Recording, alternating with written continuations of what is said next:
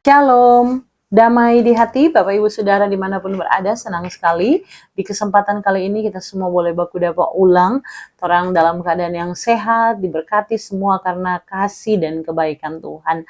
Mari siapkan hati karena kita akan belajar firman Tuhan bersama di saat ini. Mari kita berdoa. Bapa di sorga, terima kasih untuk kesempatan ini. Kami sangat terbatas, maka kami minta tuntunan Tuhan, Roh Kudus Tuhan, sehingga setiap kami boleh mengerti perkataan firman dan melakukannya dalam ketaatan kepada Kristus. Terima kasih Tuhan. Berfirmanlah, layakkanlah kami, sehingga sungguh hidup kami memuliakan Engkau dengan menjadi pelaku-pelaku firman dalam kehidupan hari lepas hari. Demi Kristus Yesus kami berdoa. Amin. Bapak Ibu Saudara dimanapun berada, senang sekali karena di kesempatan kali ini kita semua boleh berjumpa kembali melalui channel YouTube ini. Kita berjumpa di tanggal 18 sampai 24 Mei 2025 dengan membahas Wahyu pasal 20 ayat 1 sampai 6 sebagai bagian perenungan kita di sepanjang minggu berjalan. Sekali lagi kita akan membahas bersama kitab Wahyu pasal 20 ayat 1 sampai yang ke-6. Ada satu tema yang diberikan kepada kita semua di minggu berjalan ini, berbahagia dan kuduslah mereka yang mendapat bagian kebangkitan. Dan di saat ini mari kita sama-sama membaca Alkitab. Saya mengajak kita semua tentunya membaca keseluruhan dari ayat-ayat yang ada dan saya pilihkan ayat 4 saya bacakan untuk kita semua. Alkitab terjemahan baru yang kedua memberi perikop kerajaan 1000 tahun. Begini firman Tuhan. Lalu aku melihat takhta-takhta dan orang-orang yang duduk di atasnya. Kepada mereka diserahkan kuasa untuk menghakimi. Aku juga melihat jiwa-jiwa mereka yang telah dipenggal kepalanya karena kesaksian tentang Yesus dan karena firman Allah, yang tidak menyembah binatang itu dan patungnya, dan yang tidak juga menerima tandanya pada dahi dan tangan mereka. Mereka hidup kembali dan memerintah sebagai raja bersama Kristus untuk masa 1000 tahun. Ya, demikian bacaan Alkitab kita, dan mari kita bersama-sama membahas apa yang menjadi perenungan di minggu berjalan ini. Ya, Bapak Ibu Saudara yang dikasihi dan diberkati oleh Tuhan, kita bersyukur karena hari ini kita boleh merenungkan firman Tuhan dengan sebuah tema yang membawa kita pada masa-masa setelah Paskah ini. Dan hari ini kita menemukan ya bahwa kita sedang membahas kitab Wahyu, kitab terakhir dalam Alkitab, tapi juga dalam Perjanjian Baru tentunya. Ditulis oleh Rasul Yohanes sekitar tahun 90 sampai 95 Masehi.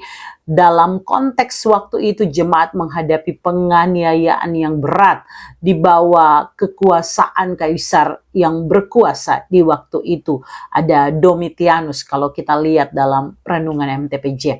Tapi Bapak Ibu Saudara, menarik karena kalau kita melihat sebenarnya kata wahyu itu sendiri diambil dari bahasa Yunani apokalipsis yang berarti penyingkapan ataupun penyataan. Maka kalau bicara kitab Wahyu, kita sedang melihat sebuah pewahyuan, penyingkapan, penyataan dari Allah tentang apa yang akan terjadi agar umatnya tentu tetap teguh dan berpengharapan kepadanya.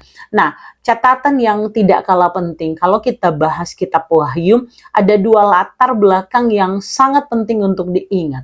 Pertama, gereja pada waktu itu sangat menderita. Mereka ada dalam penderitaan. Saya sudah sampaikan tadi ya. Tetapi juga kedua, mereka sedang menantikan akhir zaman dengan penuh kerinduan akan keadilan dan kemenangan di dalam Kristus. Maka dalam konteks inilah Wahyu 20 ini berbicara tentang masa kemenangan itu. Bagaimana kuasa si jahat dihancurkan dan tentang kebangkitan orang yang percaya kepada Kristus. Mari kita lihat sama-sama ya. Bapak Ibu Saudara, di Alkitab terjemahan baru 2, di sini saya melihat dari ayat 1 itu dibuka dengan perkataan demikian. Lalu aku melihat seorang malaikat turun dari surga memegang anak kunci jurang maut dan suatu rantai besar di tangannya. Penyingkapan, penyataan yang dilihat pada ayat-ayat ini, khususnya yang saya bacakan tadi ayat 1, kita sedang ada pada gambaran peristiwa yang kita temukan sehingga mempertemukan kita dengan kata-kata di sini ya, memegang, kemudian ayat 2 menangkap, dan seterusnya.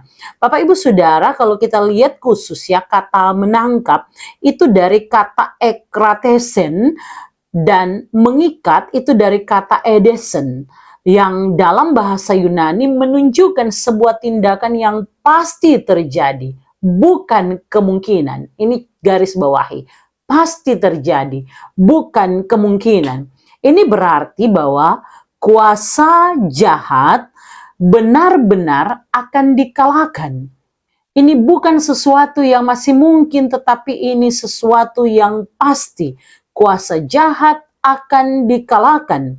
Dan kuasa jahat dikalahkan bukan karena kekuatan manusia, tetapi karena kuasa Allah.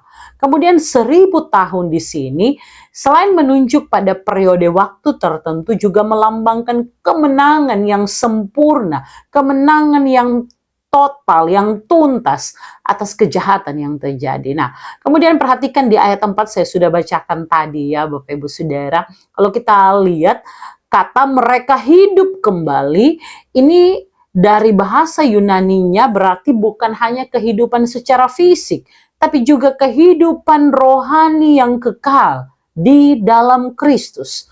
Mereka diberi kuasa untuk memerintah bersama Kristus.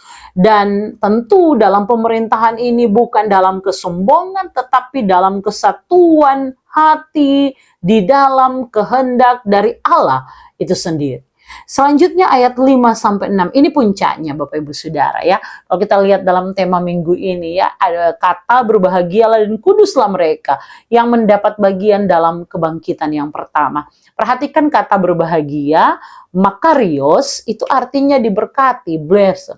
Happy, berbahagia, lucky, beruntung, yaitu menerima sukacita surgawi. Dan tentunya kalau bicara sukacita surgawi ini hanya dikerjakan di dalam Kristus. Kemudian ada kata kudus dari kata hagios yang artinya dipisahkan bagi Allah, dipisahkan dari dunia, dikhususkan bagi Allah, dimurnikan untuk menjadi milik Allah. Artinya mereka berbahagia, mereka diberkati, mereka dikhususkan, dikuduskan bagi Tuhan Allah. Nah, sementara itu kematian kedua, ini berarti ada penghakiman kekal ketika semua orang yang berdosa itu dilemparkan ke dalam lautan api. Namun ini tidak berkuasa atas mereka yang hidupnya telah dikuduskan bagi Allah. Mereka justru di ayat 4, kalau orang lihat tadi sampai ayat 5-6 ya, mereka justru dikhususkan untuk menjadi imam-imam Allah dan Kristus. Dan berarti mereka akan memerintah bersama-sama dengan Dia. Apa artinya Bapak Ibu Saudara? Semua yang setia kepada Tuhan akan menerima bukan hanya hidup kekal.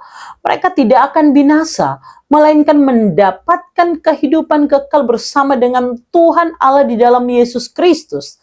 Dan itulah sebabnya mereka disebut berbahagia karena telah dikuduskan.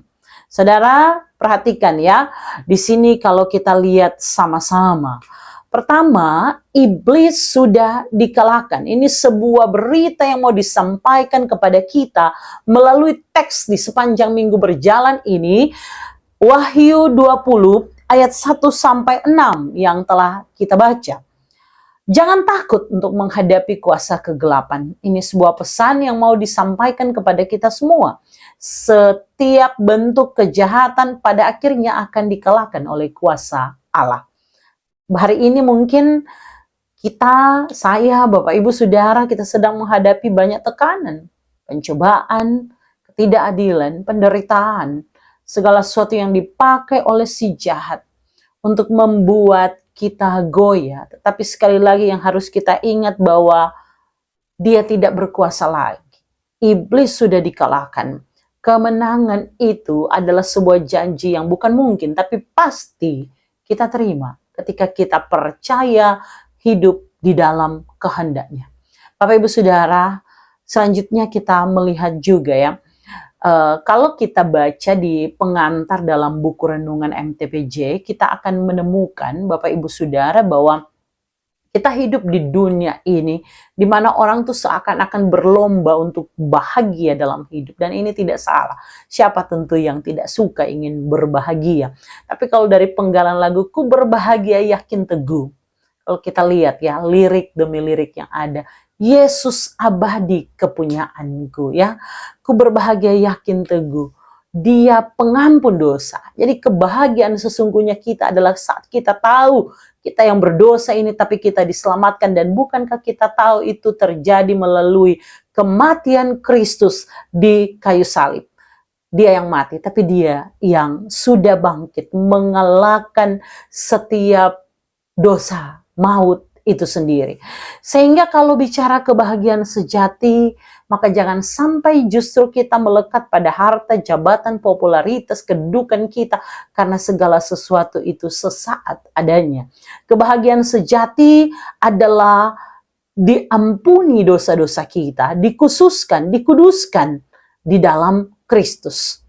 Maka ketika kita mengalami kesulitan, sekalipun kita tahu bahwa sebenarnya kita sedang berbahagia karena kita punya Kristus yang mau mati untuk kita. Ketika kita dalam pergumulan sekalipun kita tahu kita ada di dalam Kristus yang menanggung segala sesuatunya, bahkan dengan setia sampai mati di atas kayu salib untuk menunjukkan cintanya atas kita. Tidak ada alasan ya untuk mencari kebahagiaan di luar Kristus. Dia saja sudah cukup untuk kita. Maka ajakan yang terakhir tentunya jangan sampai kita menyerah, dengan berbagai keadaan setialah sampai akhir, sehingga kita tetap hidup dalam janjinya, memegang janjinya, dan kepada kita dia janjikan hidup kekal di dalam namanya. Bapak Ibu Saudara, setelah momen Paskah ini melalui Wahyu 20 ayat 1-6 kita diingatkan bahwa terang iman yang tidak pernah sia-sia. Ada masa di mana kita mengalami pergumulan, tekanan, dan penderitaan. Ada air mata mungkin, tetapi kalau kata lagu, air mata itu pada akhirnya akan menjadi permata. Ada sukacita kekal yang dia siapkan bagi setiap kita yang percaya kepadanya. Maka mari orang hidup sebagai orang yang berbahagia, orang yang mau hidup kudus, yang layak untuk mendapatkan bagian dalam kerajaannya yang kekal. Tetap setia karena dia sudah menang atas maut, dan kita pun akan menang bersama-sama dengan dia. Ingat, kebangkitan Kristus dari kematian membuka jalan bagi setiap orang percaya. Bukan hanya kebangkitan tubuh atau fisik, tapi juga kita pasti memiliki hidup yang kekal di dalam namanya. Tuhan Yesus memberkati kita semua. Nah, Bapak Ibu Saudara, ada 3 pertanyaan untuk menjadi diskusi di sepanjang minggu berjalan. Pertanyaan pertama, apa yang saudara pahami tentang menangkap, mengikat, melemparkan ke dalam jurang maut yang dimeteraikan oleh malaikat berdasarkan Wahyu 20 ayat 1-6. Kurang lebihnya saya sudah bagikan tadi ya dalam perenungan. Tetapi Bapak Ibu Saudara, kalau kita lihat mulai dari kata menangkap, mengikat, dan melemparkan iblis ke dalam jurang maut, ini menandakan kemenangan total Allah atas kuasa jahat. Dan ini menunjukkan bahwa iblis tidak berkuasa lagi untuk dapat membelokkan kita manusia, menawan kita manusia dalam rupa-rupa keinginan yang dapat menjerat kita. Karena dia sudah dikalahkan, maka dia sekali lagi tidak punya kuasa, dan yang menang adalah Allah itu sendiri. Allah di dalam Yesus Kristus yang mati tapi bangkit mengalahkan maut itu. Dia sudah mengalahkan setiap kuasa, dan di luar dia tidak ada lagi yang berkuasa. Dan ini yang mungkin bisa dibagikan. Kemudian ada pertanyaan kedua, mengapa berbahagia dan kudus mereka yang mendapat bagian dalam kebangkitan? Perhatikan, berbahagia dan kudus. Tentu di sini kita melihat ya bahwa kita yang percaya kepadanya, kita juga akan dibangkitkan untuk memiliki hidup yang kekal di dalam Kristus. Kita bebas dari kematian yang kedua. Setelah orang mati mengalami kematian, Tapi kita juga tahu bahwa tompe hidup bukan cuma tentang di dunia, hidup kok nanti mau mati. Tetapi kita juga mengenal bahwa Allah itu tidak berbicara bahwa untuk selamanya engkau akan hidup. Ketika kita mati di dunia ini, tempat kita yang sementara. Ada kematian kedua, yaitu hukuman kekal yang akan diberikan kepada orang-orang yang didapati Kristus itu tidak hidup di dalam Dia, tidak hidup dalam iman, dalam percaya kepadanya. Sebaliknya mereka yang percaya diberi kehormatan untuk memerintah, untuk melayani Allah di dalam kemuliaannya. Maka berbahagialah ketika kita telah dipilih, kita ditarik dari dunia, dikhususkan bagi Allah, dikuduskan bagi Allah, dan mendapat bagian dalam kebangkitannya. Dia bangkit, maka kita juga punya harapan untuk memiliki kebangkitan itu, dan kepada kita Dia sudah janjikan rumah Bapa yang kekal. Dan saat ini pertanyaan ketiga, bagaimana gereja dapat mempertahankan kesetiaannya untuk hidup sesuai dengan kehendak Allah sampai kedatangan Kristus kembali? Ini adalah proses yang harus kita lalui hari lepas hari. Kita berjuang dengan kedagingan kita sambil tetap memandang ke arah Kristus, salib Kristus yang membawa kemenangan. Bapak Ibu Saudara, gereja dapat mempertahankan kesetiaannya hanya jika gereja itu tetap berpegang pada firman Tuhan, ya. Kembali pada apa kata firman Tuhan, apa kata Tuhan dalam hidup kita. Bagaimana kita tentu hidup dalam kekudusan. Kita tidak kompromi dengan berbagai bentuk kejahatan, tapi juga terus membangun hidup persekutuan yang memuliakan Dia, Allah yang telah datang ke dalam dunia, jadi sama dengan kita manusia, menebus kita. Bahkan Dia bangkit untuk menyiapkan rumah Bapa yang kekal untuk kita semua.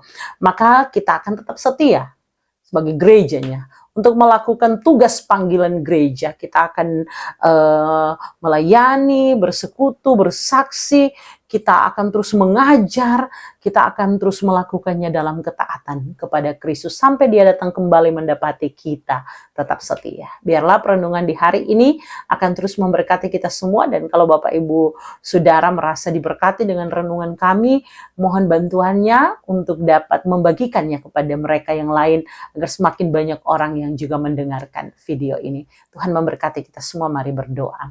Tuhan, dalam keterbatasan kami sungguh bersyukur punya Engkau. Terima kasih Tuhan untuk apa yang Kau buat, untuk cinta-Mu yang besar. Kami tidak dapat membalas kebaikan-Mu Tuhan. Tapi kami sungguh percaya dari tempat ini, dari mimbar kecil kami di mana kami memiliki channel ini, kami sungguh percaya suara ini boleh menjangkau begitu banyak jiwa di luar sana. Tuhan, ingatkan kami bahwa kami hidup, dan hidup kami sementara di dunia yang fana ini.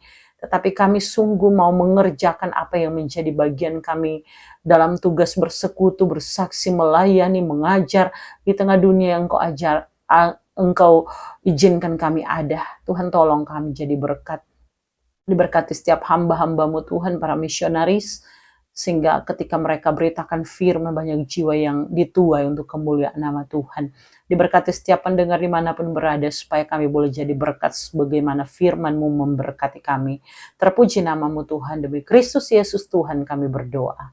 Amin. Ya Bapak Ibu Saudara, akhirnya sampai jumpa. Tuhan Yesus memberkati kita semua. Shalom, damai di hati.